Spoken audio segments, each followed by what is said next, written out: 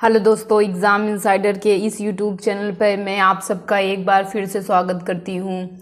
जैसा कि दोस्तों आप सबको पता ही है, मैं अपने हर वीडियो में लगभग बताती हूँ कि आपके यूपी पे 2023 के नोटिफिकेशन आ गए हैं और आपके एग्ज़ाम्स भी जल्दी होंगे। तो आप अपनी परीक्षा की तैयारी में एकदम अच्छे से लग जाइए। आपके एग्ज़ाम 28 या 29 अक्टूबर को होंगे। कब होंगे दोस्तों आपके एग्ज़ाम? 28 या 29 अक्टूबर तक आपके यूपी एसएससी पेट के एग्ज़ाम हो जाएंगे। तो आप अपनी परीक्षा की तैयारी में एकदम अच्छे से लग जाइए। आप अगर अभी तक हमारे चैनल एग्ज़ाम इनसाइडर पर नए हैं तो प्लीज़ चैनल को सब्सक्राइब ज़रूर कर लीजिए, साथ में आए बेल आइकन को भी प्रेस कर दीजिएगा ताकि हम आपके लिए जो नए नए वीडियोस ला रहे हैं या लाएंगे उनके नोटिफिकेशन आपको टाइम टू टाइम मिलते रहें। साथ ही दोस्तों आप हमारे चैनल पर लगातार बने रहिए। हम आपको विश्वास दिलाते हैं कि आपको इस बार पेट की परीक्षा में 90+ मार्क्स स्कोर करने से कोई भी नहीं रोक सकता। लेकिन उसके लिए आपको क्या करना है दोस्तों, आपको हमारे चैनल के प्रत्येक वीडियो को लगातार देखना है और एक भी वीडियो को मिस नहीं करना है। तो चलिए शुरू करते हैं। आपका फर्स्ट क्वेश्चन कह रहा है, सूची फर्स्ट को सूची सेकंड से सुमेलित कीजिए तथा सूचियों के नीचे दिए गए कूट से सही उत्तर का चयन कीजिए। एक तरफ है काल, एक तरफ है घटना। किसके काल शासन काल में कौन सी घटना हुई थी, ये हमसे पूछा जा रहा है। तो 1527 में क्या हुआ था? खानवा का युद्ध हुआ था। 1556 में क्या हुआ था? अकबर का राज्यरोहण हुआ था। एक सेकेंड दोस्तों, 1556 में अकबर का राज्यरोहण नहीं हुआ था, ये थोड़ा सा मिस्टेक हो गया। 1556 में आपका हुआ था औरंगजेब। ये 1589 में हुआ था, अकबर ने मजहर की घोषणा की थी। और 1556 में क्या कहते हैं, अकबर का राज्यरोहण हुआ था। सही है, ये थोड़ा सा हमारे मिस्टेक हो गई थी कि 1556 में अकबर का राज्यरोहण हुआ था और 1589 में अकबर ने मजहर की घोषणा की थी और 1668 में औरंगजेब का बनारस फरमान आया था। तो देखिए, 3 घटनाएं, एक घटना बाबर के समय की है और 2 घटनाएं अकबर के समय की हैं और एक घटना औरंगजेब के समय की है। तो 1527 में क्या हुआ था? खानवा का युद्ध हुआ था। 1556 में अकबर का राज्यरोहण हुआ था। उसके बाद ही पानीपत का युद्ध हुआ था, द्वितीय। उसके बाद आपका 1589 में अकबर ने मजहर की घोषणा की और 1658 में औरंगजेब का बनारस फरमान आया। यानी एक आपका है 3 और बी का है आपका 4, सी का है 1 और डी का है आपका सी का है 2। क्या है आपका? सी का 2 और डी का 1। तो आप बताइए कौन सा होगा? 3 4 2 1 कूट देखिए, 3 4 2 1 कहाँ पे देखने को मिल रहा है आपको? ए का 3, ए का 3 कहाँ है? सी वाले में है। और बी का क्या है आपका? बी का आपका यहाँ पे देखिए थोड़ा सा ऑप्शन में मिसप्रिंट हो गया है, यहाँ पे मैं आपको बता देती हूँ। आपका हो जाएगा, इस वाले ऑप्शन को देख लीजिए, 3 4 2 1। क्या हो जाएगा? 3 4 2 1। तो आपका कौन सा ऑप्शन सही हो जाएगा? सी वाला ऑप्शन एकदम सही हो जाएगा। नेक्स्ट क्वेश्चन देखिए, आपका नेक्स्ट क्वेश्चन कह रहा है, निम्नलिखित फारसी के कवियों में से किसे भारत का सादी कहा जाता है? निम्नलिखित फारसी कवियों में से किसे भारत का सादी कहा जाता है? तो भारत का सादी किसे कहा जाता है? अमीर हसन को। किसे कहा जाता है दोस्तों? अमीर हसन को भारत का सादी कहा जाता है। यानी आपका फर्स्ट वाला ऑप्शन एकदम करेक्ट हो जाएगा।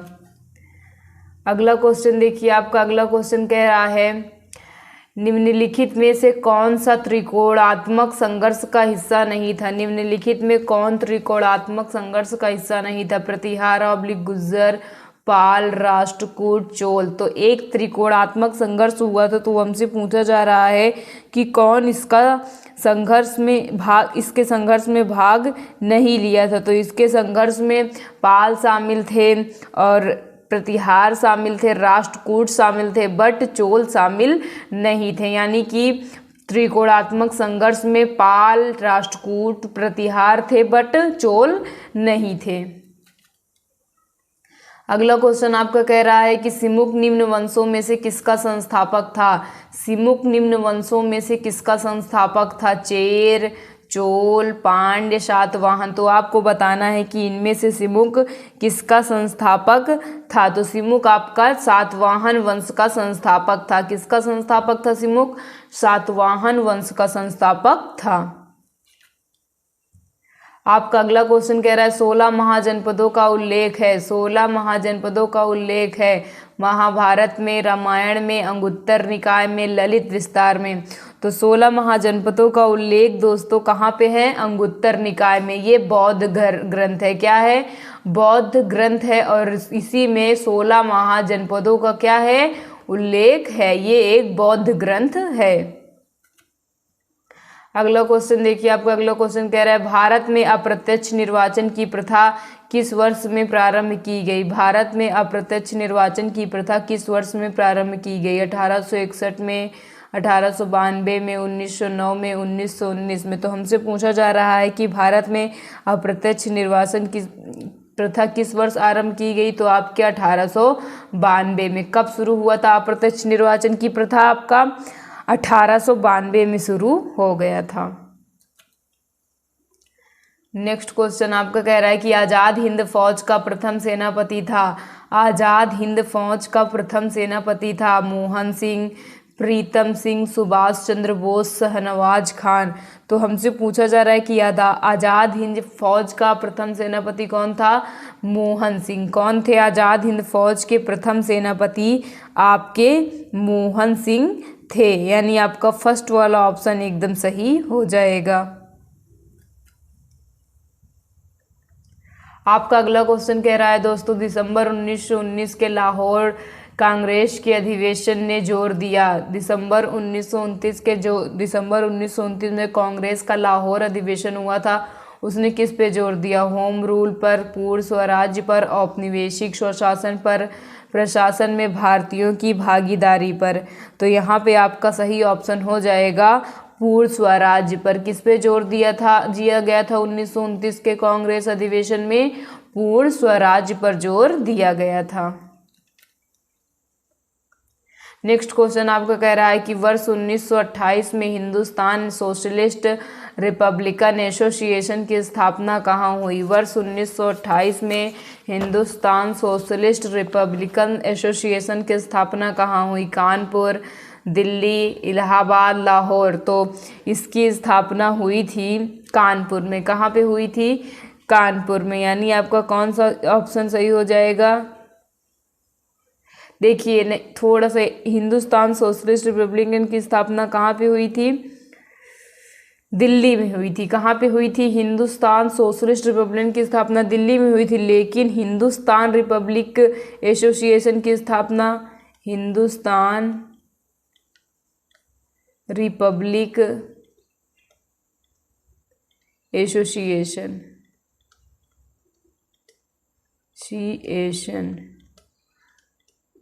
इसकी स्थापना की बात की जाए तो इसकी स्थापना कानपुर में हुई थी। कहाँ हुई थी दोस्तों? कानपुर में। इसे हम शॉर्ट फॉर्म में कह सकते हैं HRA, हिंदुस्तान रिपब्लिकन एसोसिएशन। इसे हम शॉर्ट फॉर्म में कह सकते हैं HSRA। तो इसकी स्थापना कहाँ पे हुई है? दिल्ली में। HSRA की स्थापना दिल्ली में हुई है और HRA की स्थापना कहाँ हुई है? कानपुर में। और इसके संस्थापक कौन थे? चंद्रशेखर आजाद। कौन है? चंद्रशेखर आजाद। इस बात को आप ध्यान रखेंगे कि हिंदुस्तान सोशलिस्ट रिपब्लिकन एसोसिएशन के संस्थापक चंद्रशेखर आजाद जी हैं। अगला क्वेश्चन आपका कह रहा है भारतीय राष्ट्रीय कांग्रेस का एकमात्र अधिवेशन जिसे महात्मा गांधी द्वारा संबोधित किया गया था संपन्न हुआ था। भारतीय राष्ट्रीय कांग्रेस का एकमात्र ऐसा अधिवेशन है जिसे गांधी जी ने कांग्रेस का सिर्फ एकमात्र अधिवेशन की अध्यक्षता की है, वो आपका कौन सा है? अमरावती में, बेलगांव में, कराची में, नागपुर में।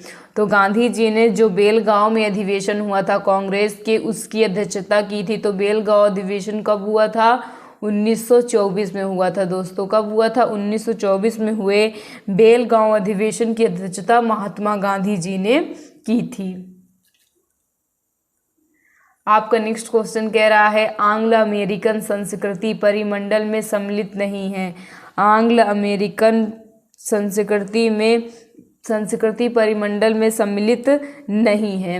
कनाडा, संयुक्त राज्य अमेरिका, मैक्सिको, क्यूबा।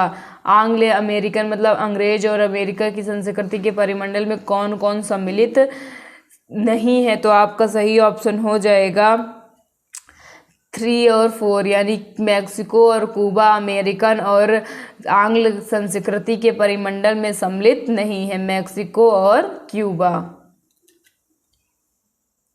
आपका नेक्स्ट क्वेश्चन कह रहा है निम्नलिखित में से किसे आप सामान्य रूप से टॉर्नेडो से संबंध करेंगे? निम्नलिखित में से किसे आप सामान्य रूप से टॉर्नेडो से संबंध करेंगे? फर्स्ट ऑप्शन मैक्सिको की खाड़ी, सेकेंड ऑप्शन चीन, थर्ड ऑप्शन हिंद महासागर, फोर्थ ऑप्शन यूएसए।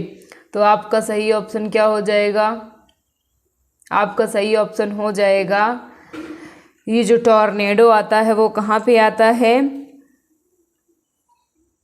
मैक्सिको की खाड़ी में। कहाँ पे आता है दोस्तों? मैक्सिको की खाड़ी में आपका टॉर्नेडो देखने को मिलता है, यानी आपका फर्स्ट वाला ऑप्शन एकदम करेक्ट हो जाएगा। तो आपका नेक्स्ट क्वेश्चन देखिए, कह रहा है आपका नेक्स्ट क्वेश्चन निम्नांकित में से किसे भारतवर्ष में कौन सा भूतापीय शक्ति ऊर्जा के उत्पादन के लिए उपयुक्त नहीं है? निम्नांकित में से भारतवर्ष में कौन सा भूतापीय शक्ति ऊर्जा के लिए उपयुक्त नहीं है? तमिलनाडु का पूर्वी घाट, लद्दाख का पूगा घाट, मणिकरण क्षेत्र, हिमाचल प्रदेश, महाराष्ट्र का पश्चिमी घाट। तो हमसे पूछा जा रहा है कि भारतवर्ष में कौन सा भूतापीय शक्ति या उत्पादन के लिए उपयुक्त नहीं है? तो आपका सही ऑप्शन हो जाएगा तमिलनाडु का पूर्वी तट। क्या हो जाएगा आपका सही ऑप्शन दोस्तों? तमिलनाडु का पूर्वी तट। बाकी लद्दाख का पूगा घाटी, मणिकरण क्षेत्र, महाराष्ट्र का पश्चिमी घाट, ये सभी भूतापीय शक्ति के उत्पादन के लिए उपयुक्त हैं। नेक्स्ट क्वेश्चन देखिए, आपका नेक्स्ट क्वेश्चन कह रहा है भारत का लगभग 2/3 कोयला पाया जाता है। भारत का लगभग 2/3 कोयला पाया जाता है ब्रह्मपुत्र घाटी में, दामोदर घाटी में, गोदावरी घाटी में, महानदी घाटी में। तो भारत का लगभग 2% कोयला कहाँ पे पाया जाता है? दामोदर घाटी में। कहाँ पे पाया जाता है दोस्तों? आपका भारत का 2/3 कोयला लगभग दामोदर घाटी में पाया जाता है। नेक्स्ट क्वेश्चन आपका कह रहा है कि इरडा नियमन करती है। इरडा नियमन करती है फर्स्ट ऑप्शन बैंकिंग कंपनियों का, बीमा कंपनियों का, थर्ड ऑप्शन फुटकर व्यापार का, फोर्थ ऑप्शन इनमें से कोई नहीं। हमसे पूछा जा रहा है कि इरडा किसका नियमन करती है? तो आपका सही ऑप्शन हो जाएगा बीमा कंपनियों का। किसका करती है इरडा नियमन? बीमा कंपनियों का नियमन करती है। इरडा का फुल फॉर्म होता है दोस्तों बीमा नियामक एवं विकास प्राधिकरण। क्या होता है? बीमा नियामक एवं विकास प्राधिकरण।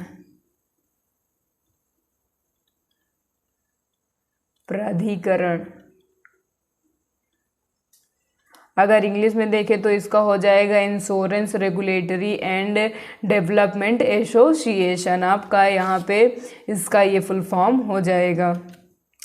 नेक्स्ट क्वेश्चन देखिए, आपका नेक्स्ट क्वेश्चन कह रहा है वर्ष 2011 की जनगणना के अनुसार निम्नलिखित में से किस राज्य में साक्षरता सर्वाधिक थी?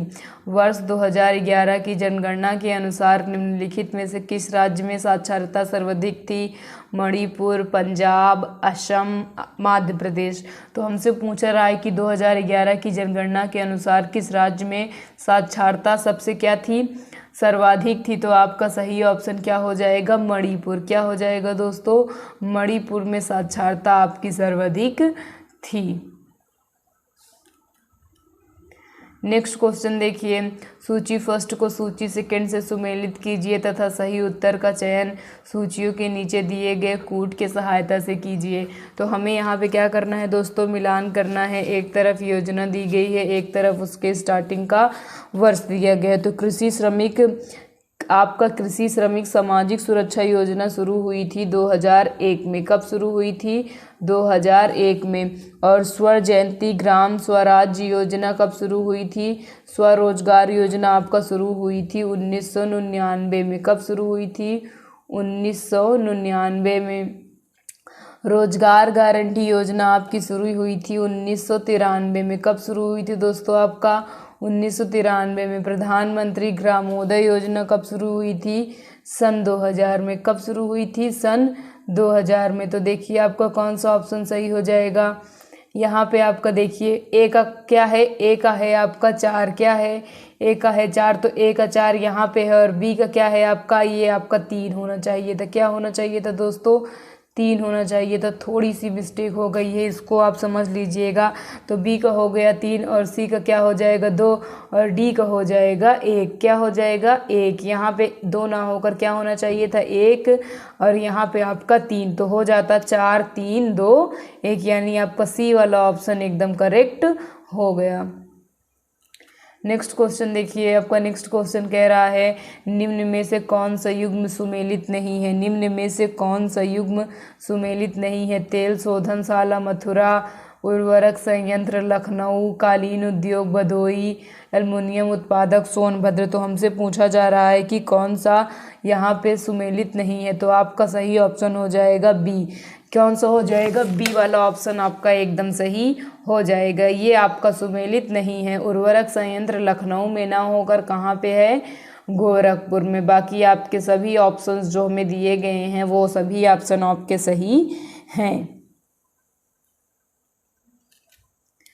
आपका नेक्स्ट क्वेश्चन देखिए, आपका नेक्स्ट क्वेश्चन कह रहा है गरीबी उन्मूलन का नारा किस पंचवर्षीय योजना में दिया गया था?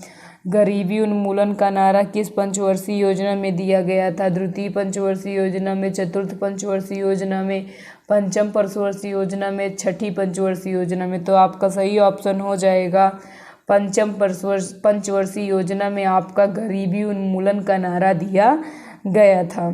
ये आपके 5वीं पंचवर्षीय योजना 1974 से लेकर के 1978 तक चली थी। कब से कब तक चली थी? 1974 से लेकर के 1978 तक चली थी। आपका नेक्स्ट क्वेश्चन देखिए, आपका नेक्स्ट क्वेश्चन कह रहा है दोस्तों निम्नलिखित में कौन सा बैंक कृषि एवं ग्रामीण विकास को प्रोत्साहित करता है? निम्नलिखित में से कौन सा बैंक कृषि एवं ग्रामीण विकास को प्रोत्साहित करता है? HDFC bank, Exim bank, NABARD, बंधन बैंक। तो आपका सही ऑप्शन हो जाएगा नाबार्ड। कौन सा हो जाएगा दोस्तों? नाबार्ड जो है वो कृषि एवं ग्रामीण कार्यों को क्या करता है?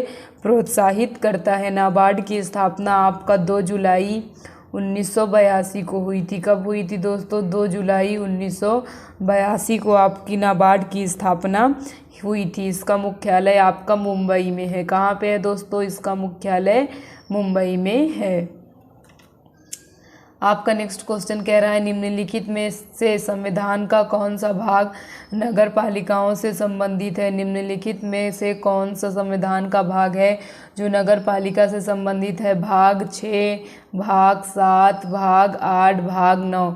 तो आपका सही ऑप्शन हो जाएगा भाग 9। कौन सा हो जाएगा? भाग 9 ए। यहाँ पे ए होना चाहिए। क्या होना चाहिए? भाग 9 ए। यहाँ पे ए नहीं है, मैं लिख दे रही हूँ। कौन सा भाग आपका नगर पालिका से संबंधित है? भाग 9 ए। भाग 9 आपका पंचायत, ग्राम पंचायत से संबंधित हो जाएगा और नगर पालिका से आपका भाग 9 ए संबंधित हो जाएगा। आपका नेक्स्ट क्वेश्चन देखिए, नेक्स्ट क्वेश्चन कह रहा है निम्नलिखित भारतीय राज्यों में से किस राज्य का अपना उच्च न्यायालय नहीं है? निम्नलिखित भारतीय राज्यों में से किस राज्य का अपना उच्च न्यायालय नहीं है? उड़ीसा, सिक्किम, हिमाचल प्रदेश, मिजोरम। तो आपका सही ऑप्शन हो जाएगा मिजोरम। कौन सा हो जाएगा दोस्तों? मिजोरम का आपका अपना उच्च न्यायालय नहीं है, जबकि उड़ीसा, सिक्किम और हिमाचल प्रदेश का अपना उच्च न्यायालय है। आपका नेक्स्ट क्वेश्चन कह रहा है भारतीय संसद में शामिल हैं। भारतीय संसद में शामिल है केवल लोकसभा, केवल राज्यसभा, केवल लोकसभा एवं राज्यसभा, लोकसभा, राज्यसभा एवं राष्ट्रपति। तो भारतीय संसद में कौन कौन शामिल है? लोकसभा, राज्यसभा एवं राष्ट्रपति। तो देखिए दोस्तों, मैं यहाँ पे आपको एक पॉइंट क्लियर कर देती हूँ। संसद के 2 भाग हैं, लेकिन संसद के कितने अंग हैं? 3 अंग हैं। अंग की बात करेंगे तो संसद के 3 अंग हैं, लेकिन भाग की बात करेंगे तो दो, एक है लोकसभा और राज्यसभा, इसके दो भाग हैं, लोकसभा और आपका राज्यसभा।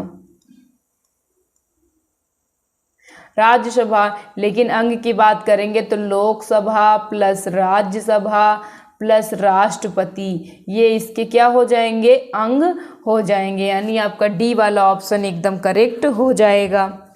नेक्स्ट क्वेश्चन देखते हैं दोस्तों।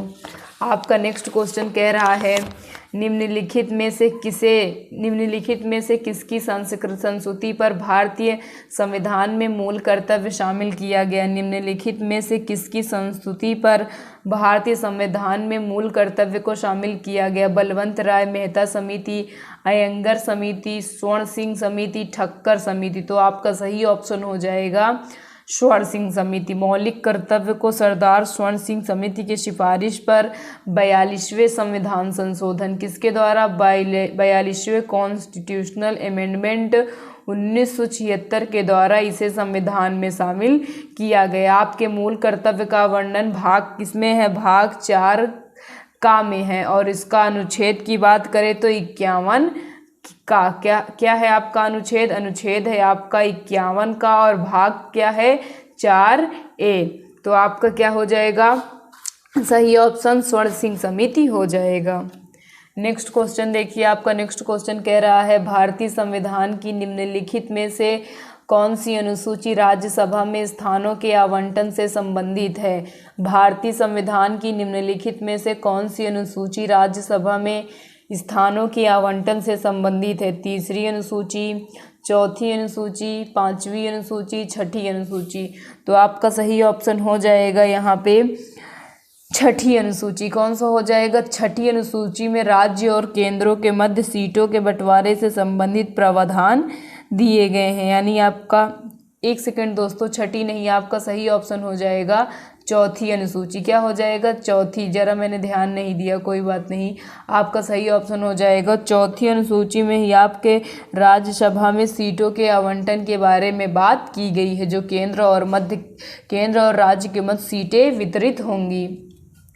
आपका नेक्स्ट क्वेश्चन कह रहा है दोस्तों रक्त कैंसर को नियंत्रित करने के लिए उपयोग किए जाने वाला रेडियोधर्मिक समस्थानिक है। रक्त कैंसर को नियंत्रित करने के लिए उपयोग किए जाने वाला रेडियोधर्मी समस्थानिक आपका first option phosphorus 32, cobalt 60, iodine 131, sodium 24। तो आपका सही ऑप्शन हो जाएगा फास्फोरस 32। क्या हो जाएगा फास्फोरस 32 का ही प्रयोग हम रक्त कैंसर में रेडियोधर्मी समस्थानिक के रूप में करते हैं।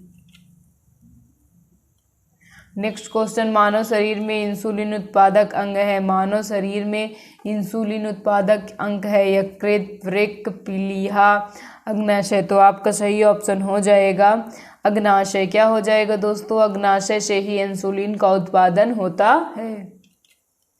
आपका नेक्स्ट क्वेश्चन देखिए, हरित गृह प्रभाव क्या है। हरित गृह प्रभाव क्या है, वैश्विक ताप में वृद्धि, वैश्विक ताप में कमी, सागर जल के ताप में वृद्धि, नदियों एवं झीलों के ताप में वृद्धि। तो आपका सही ऑप्शन हो जाएगा वैश्विक ताप में वृद्धि। क्या हो जाएगा दोस्तों, वैश्विक ताप में वृद्धि को ही हम हरित गृह प्रभाव के नाम से जानते हैं। अगला क्वेश्चन कह रहा है सिरका का रासायनिक नाम है। सिरका का रासायनिक नाम है एसिटिक अम्ल, ब्यूटेरिक अम्ल, फार्मिक अम्ल, टार्टरिक अम्ल। तो आपका सही ऑप्शन हो जाएगा दोस्तों एसिटिक अम्ल। सिरका का रासायनिक नाम क्या है, एसिटिक अम्ल। इसका रासायनिक फार्मूला होता है CH3COOH। क्या होता है CH3COOH, और इसका नाम क्या होता है रासायनिक एसिटिक अम्ल। तो इस वीडियो का लास्ट क्वेश्चन आपका कह रहा है दोस्तों निम्नलिखित में से किसमें उच्चतम ऊर्जा होती है। नीला प्रकाश, हरा प्रकाश, लाल प्रकाश, पीला प्रकाश। हमसे पूछा जा रहा है किसमें उच्चतम ऊर्जा होती है। तो आपका सही ऑप्शन हो जाएगा नीला प्रकाश। क्या हो जाएगा दोस्तों, आपका नीला प्रकाश आंसर हो जाएगा। तो दोस्तों आज की इस वीडियो में हमने आपको 30 प्रश्न जीके जीएस से रिलेटेड करवाए हैं। आपको किसी भी प्रश्न में कहीं भी कोई भी दिक्कत आई हो तो प्लीज़ हमें कमेंट करके ज़रूर बताइएगा, और हमसे जो थोड़ी बहुत गलतियां हुई हैं उसको आप माइंड मत कीजिएगा। आप हमारे वीडियो को लगातार देखिएगा, और चैनल पर नए हैं तो मैं आपसे बार बार कह रही हूँ प्लीज़ चैनल को सब्सक्राइब ज़रूर कर लीजिए, साथ में आए बेल आइकन को भी प्रेस कर दीजिएगा। थैंक यू दोस्तों।